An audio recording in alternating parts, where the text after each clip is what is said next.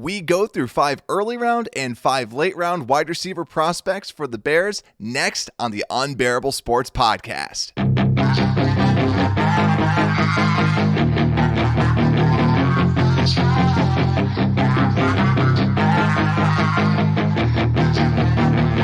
Yeah, she's got some nice long Welcome back to the Unbearable Sports Podcast. I'm your host, Brad Barron, and we are on day 3 of the draft profiles. Our first one was about the punters, believe it or not. Then we went through the safeties, and now we're on to probably the position that we all care about the most, wide receivers. I'm excited to go through this, so thanks again for coming back to the Unbearable Sports Show. Make sure to like, make sure to subscribe if you're watching. You can also always listen to it on any podcast app, Apple, Spotify, and just make sure to rate it 5 stars. It helps so much. But that's enough begging. Let's get into the wide receiver prospects. So the Chicago Bears currently at the wide receiver position, we did add 2 people. So we have Mooney, we have Byron Pringle, we have Equanimeous St. Brown, Daz Newsome, Isaiah Coulter, and Simba Webster.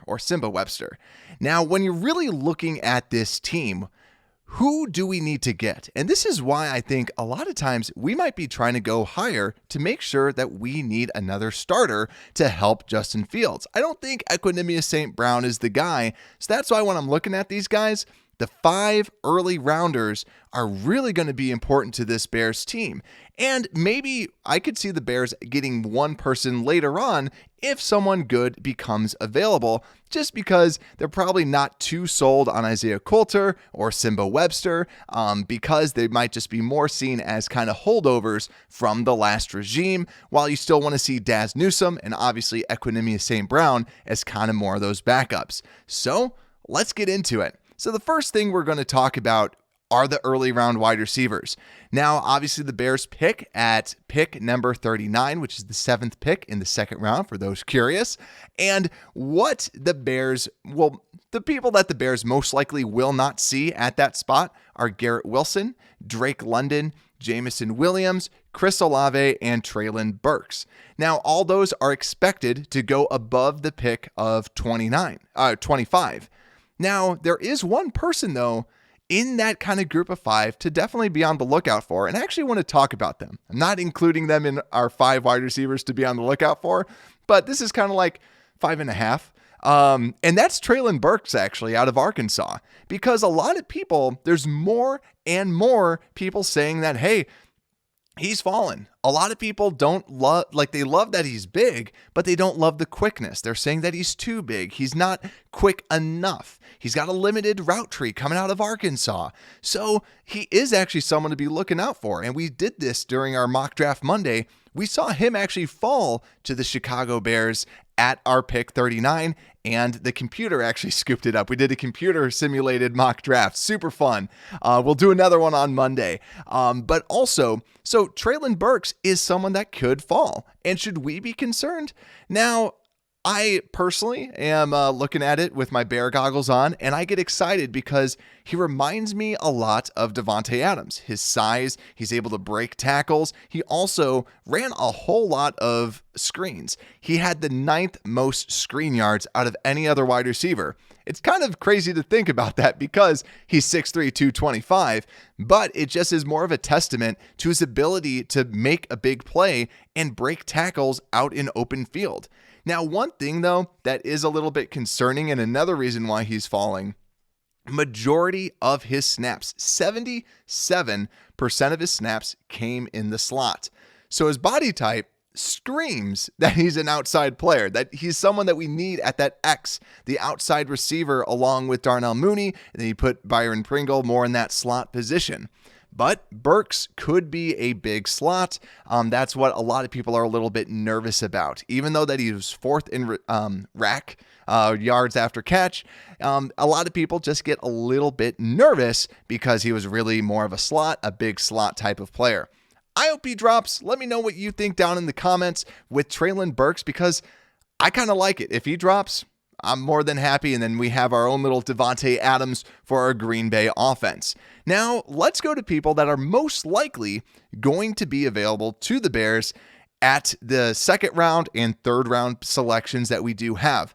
Let me just say this was hard to pick 5 because there's so many that are available. And I just wanted to pick 5. And just so you know kind of my bias or what was going on in my head is I was really looking at players that can play on the outside. Now, Byron Pringle can play on the outside. I believe 50% of his snaps were on the outside, but I still like the idea of trying to get somebody who's more of an outside type of a player that can really kind of develop, because Mooney can play slot. And so you have 2 players already on your team that can really kind of flex to that slot type of role. So that's why I want a true outside number 1. So the first person on the board, so I kind of went in order for average draft position.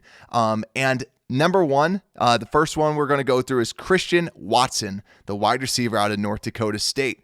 So this is definitely a name that a lot of Bears fans really like, or actually I've seen you either love him or you hate him. And that is with good reason.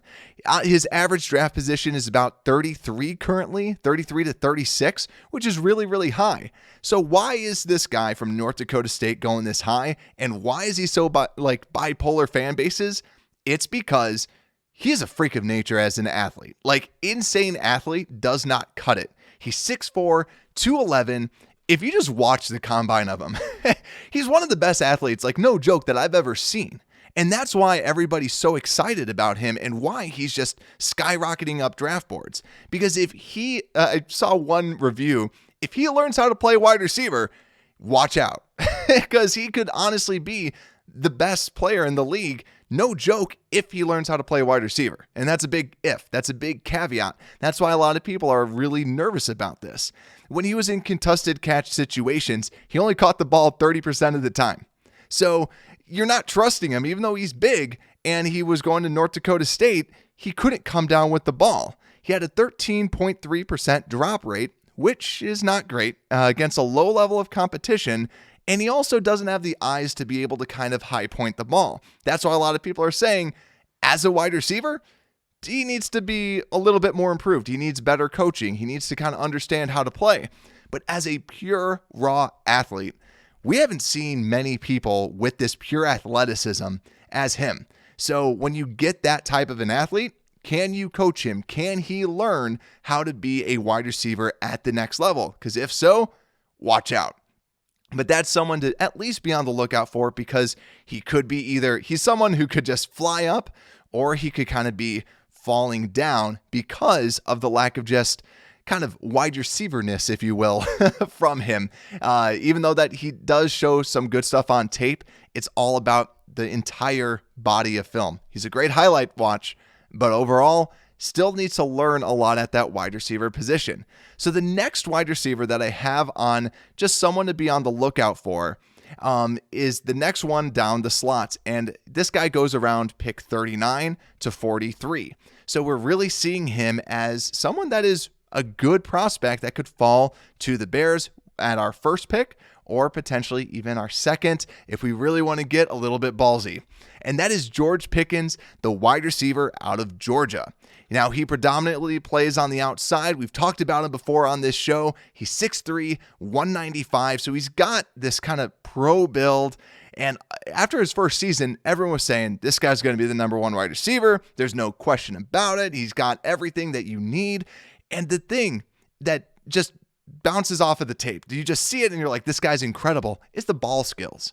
Now, I think ball skills, like, people always talk about that it's not, like, people talk about it all the time that, oh, this person's just really good at tracking.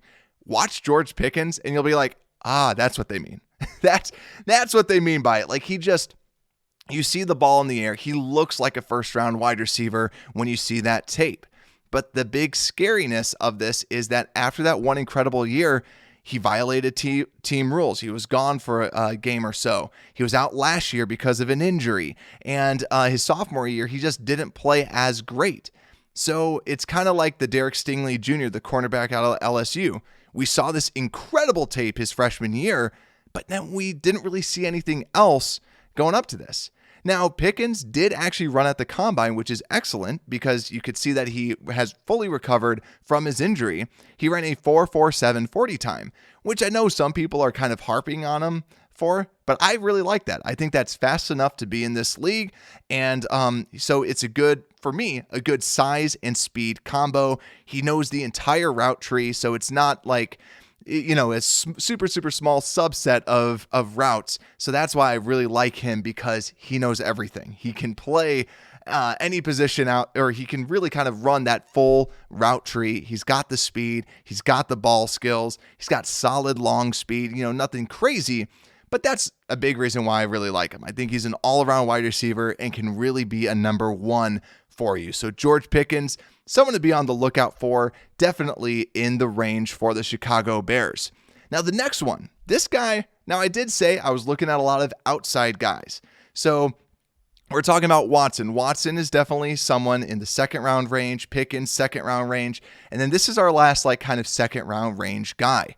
I said I wanted outside. This guy, a lot of people project him to the slot, but he played a lot of outside receiver in college, and that is Skye Moore out of Western Michigan. He's 5'10", 195, hence the reason why a lot of people are saying he's going to play more inside. I hate to be kind of sizist, I guess you could call it, but I do get a little bit nervous because we already have a small wide receiver or skinny wide receiver in Darnell Mooney, and if we have another kind of shorter wide receiver, is that really what we kind of want to see? But honestly, this guy, yet again, another person that pops off the tape. He is a big play waiting to happen, and he's going around 42 to 45 range from consensus mock drafts that I've been seeing.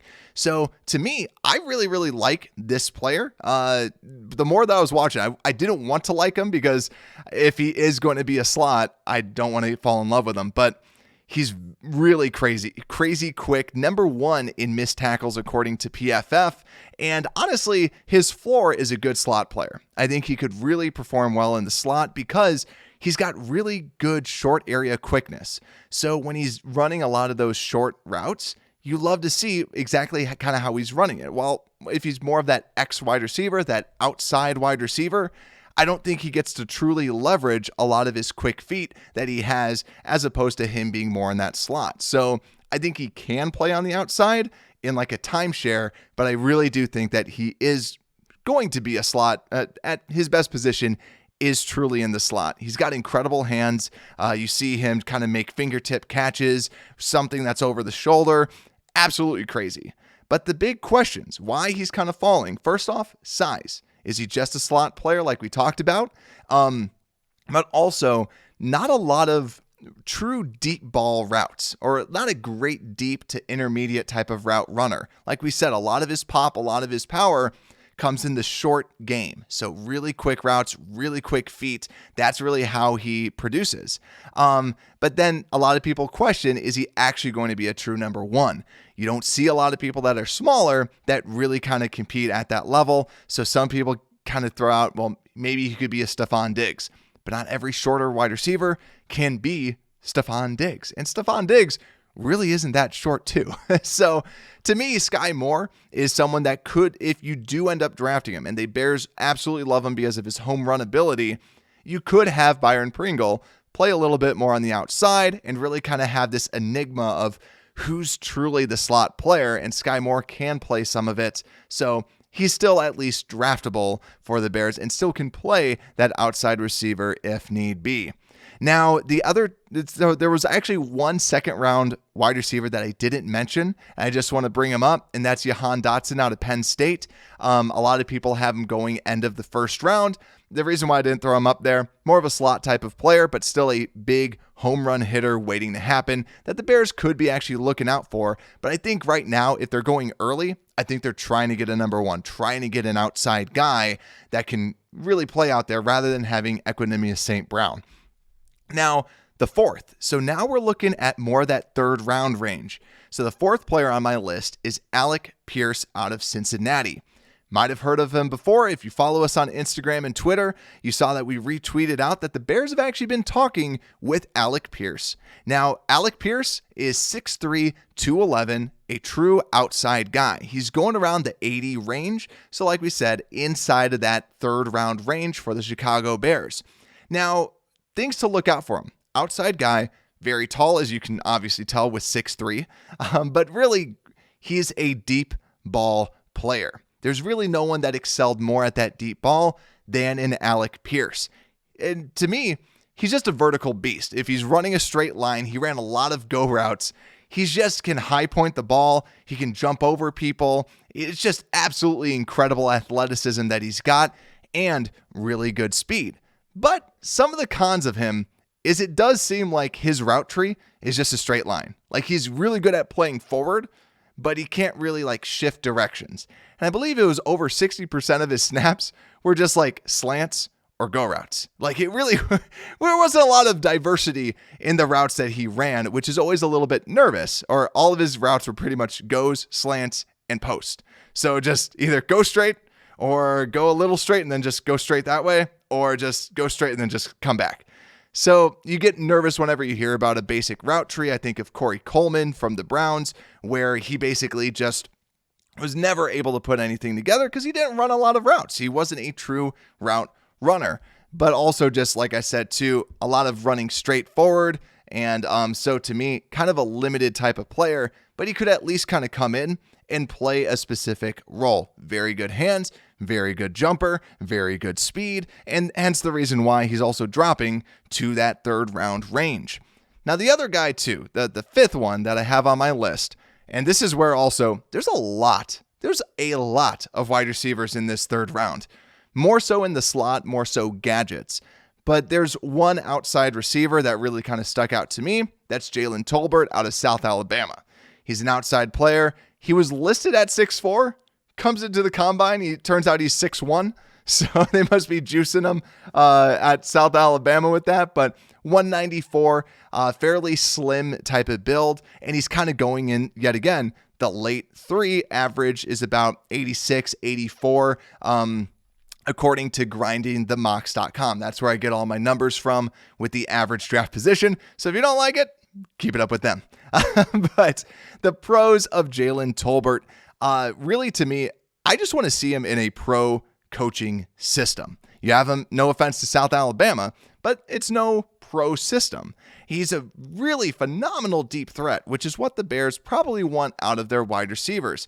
He's got some good height, and he's also very good at tracking the ball while it's in the air. I think he can run a little bit more of a diverse route tree as opposed to Alec Pierce, but really Jalen Tolbert is more of a true deep ball specialist similar to Alec Pierce, but I think he's just slightly more diverse rather than just going straight like what we saw out of Alec Pierce. Also, he had incredible production, not just comparing Tolbert to Pierce. Pierce, you expected just a little bit more production since he had Desmond Ridder for every year of his career. While Jalen Tolbert had phenomenal years. I think he had over 1,400 yards, so really dominated the lower level of competition. So that's why you're kind of curious. Here's this thin guy who's also 23, which is fairly old for somebody coming out, and also lower level of competition. But I still think he's potentially worth the flyer and could compete at the higher level of competition. Now, some of you might be going, well, there's a lot of other people that are still out there. Now, just to kind of bring this up, I won't cover them too much. John Mechie out of Alabama is more of that slot player. Same thing with Wan'Dale Robinson, kind of a slot and gadget guy. Calvin Austin is a guy that I really like, and he's more of a gadget guy. And that's where I'm just kind of curious if the Bears would truly go after a pure slot, a pure gadget at that third or at that second round type of selection when they really kind of need, like, do you want to just go after a number one? You need a number one alongside Darnell Mooney. But then also Justin Ross is another person to be on the lookout for. More outside possession type of wide receiver. So a different skill set, but still kind of in that third round. But let's get on to our late rounds. I got 5 late rounders, yet again, equally as difficult to try and cut some of these wide receivers down, especially because the Bears are picking in the 5th and 6th. You're kind of like, all right, who can we get that are good, but not kind of being too hopeful. This to me is one of the most hopeful picks out there, but I've seen a lot of picks where he actually ends up dropping to the Bears and he could be selected. And that's Romeo Dubose. So Romeo Dubose out of Nevada, he is an absolute, he's tall, he's 6'2", and really he could be a huge steal at this position and later on in the 5th round. So like we said, out of Nevada, so we had Carson Strong throwing him the ball. Now, some of the pros is that he could potentially be falling, and you watch his tape. He had great production. He really knows where the ball is. Very reliable target for Carson Strong. So you love to see all that. You love to see just somebody who you can trust this late on in the draft. He's also able to create separation, which when you're seeing a lot of these players, sometimes they're not able to. So he's really able to create separation, still be a tall guy, and still be able to play on that outside. Now, why is he falling if he has great tape, he's reliable, and he's got good physical abilities? Biggest thing is there's no calling card to him. There's really no, when you watch his tape, you don't go, he's the fastest, he's the quickest. He's just kind of okay athletically, and that's why you see him falling like crazy. And also, too, when he's in traffic, sometimes if somebody's trying to swat it, he's going to drop it. So he's got very weak hands for a big wide receiver, which scares a couple people off, too, because if you don't have the speed to accelerate and separate from people, even though he did that in college, some people are questioning, since you don't have this elite or good or great athleticism, you probably can't do it inside the pros, and you have weak hands, so if someone tries to contest your catch, you're probably going to drop it. That's the reason why we're seeing him drop, but he could be available with our first late round pick later on. But then this is another guy that the Bears have actually been looking at, and that is Tyquan Thornton out of Baylor. Now, this is somebody that I'm actually excited about. I really hope that the Bears end up getting him. He kind of reminds me of DJ Chark during the draft time, where DJ Chark just blew the doors off of the combine with his incredible 40 time. Tyquan Thornton had a 4.28 40 time at 6'2", so a big, tall, but very, very lanky wide receiver. Incredible speed, and you saw that on tape. He can just blaze past people, leverage his speed that way, and to me, I like him as kind of the off-brand Christian Watson. I remember when Darnell Mooney was coming out, there was an article saying that if you don't get Jalen Reagor in the 1st or 2nd round, Darnell Mooney is an excellent lower-cost off-brand replacement of Jalen Reagor. Now, Mooney's a better wide receiver than Jalen Reagor easily. And to me, Tyquan Thornton is someone that's very similar, a very good athlete that wins with a lot of his speed, tall. So to me, he's rising up draft boards because of his incredible combine, but he can also make contested catches. That's why he does remind me a lot of DJ Chark, and I think he could be a steal in the later rounds because that's still where he's kind of projected to be going with our 5th and 6th round picks. But really, that's why he's falling, because he doesn't have great size, so people get a little bit nervous about that. But I think he could be an incredible weapon that you can groom and use day one just because of his pure speed. When he's out there, you have to guard him because of his just straight line speed that he'll be able to show on the field. So Tyquan Thornton out of Baylor. Next one, this is a little bit different. Yet again, we're going later on, so I'm not completely opposed to a slot or a gadget type of player, because when you draft someone in the 2nd and 3rd, I think that's where the Bears would most likely try to get that X. Velus Jones out of Tennessee is someone to be on the lookout for. He kind of reminds me of an off-brand Deebo Samuel, where he's a thicker player, and anytime that he gets the ball in his hands, he is a threat to take it the distance. So that's the big reason. I wanted to add him to the list because he's just a different type of a player that would be available later on in the draft. So not a true wide receiver, but just more of a weapon that the Bears might be licking their chops and going, I just want to see what I can do with this player. So someone like that later on, Velus Jones, someone to just keep your eyes out for. Now we have 2 left. This guy we've seen in a lot of different Bears mock drafts as a later round wide receiver. He's 5'11", 195, and that is Bo Melton out of Rutgers. Now, he's a slot weapon. That's, yet again, we're drafting someone later on, so you can't guarantee that this person's going to start. A lot of times when you do that, you're trying to just get some depth on the team, someone that can kind of come in and out, but you're not banking on that player being a starter. But a lot of people are really high on him. He's not great at contested catch situations, but he didn't really have to. He's got incredible burst, so he's able to play in the slot as long as he's not getting pressed, hence the reason why you put him in the slot. You really like his eyes for the ball. He can track it down, good hands, good burst, just a good all-around player that you can get later on in the draft. Bo Melton out of Rutgers. Now, the last one that I do have on this list, this guy is someone that's so low on the list, he could even be an undrafted rookie free agent. And that is Samori Toure out of the University of Nebraska. I believe that the Bears have also talked to this guy as well. He's 6'1", 191, and he transferred to Nebraska from Montana. And when he was at Montana, he just tore it up. He was absolutely incredible, absolutely dominant. He comes over to Nebraska and really plays well. He was a Shrine Bowl standout. I think he had 2 touchdowns maybe in the Shrine Bowl, but just had the quickness that you wanted out of an outside player, could really kind of, if he was facing press coverage, could really kind of shift his feet and get right by the guy. Very natural route runner, very good hands, but also he's very good at big plays. He was a very explosive wide receiver, not in the ways of like a Skye Moore where you could break some tackles or like a Jahan Dotson, but he's more of a big play receiver because he just gets open deep. Some of those players, I remember you watch some NFL players, you're like, why are they always wide open deep? For some reason, they find a hole in the zone, they're able to become wide open. Some of it might be scheme, but honestly, a lot of his route running, he did this so consistently. An incredible deep play, big play receiver that honestly is probably going to be around in the 7th. And a lot of people aren't really looking out for him. And a big reason, he only had 1 year against good competition.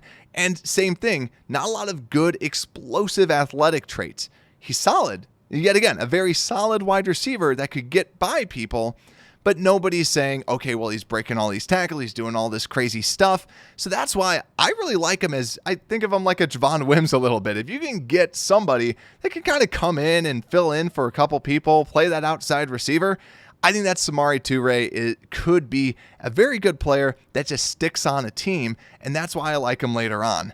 Now, obviously, I just went through 10 wide receivers, and there's so many more. There's so many more, but I hope that you learned something today about some of these wide receivers. If you have your favorite late round find, is there a gem that you really know about? Let me know down in the comments, but also too, if there's someone higher up that you absolutely love, let me know. It's going to be really interesting to see if like a Traylon Burks falls or someone else potentially. That would be insane if somebody else falls, even if Burks falls. But still, make sure to stick right here. Make sure to like, make sure to subscribe, make sure to follow us on Twitter, Instagram, TikTok. I haven't posted in a while, but still you can follow us out there. And Unbearable Sports Podcast, we're out.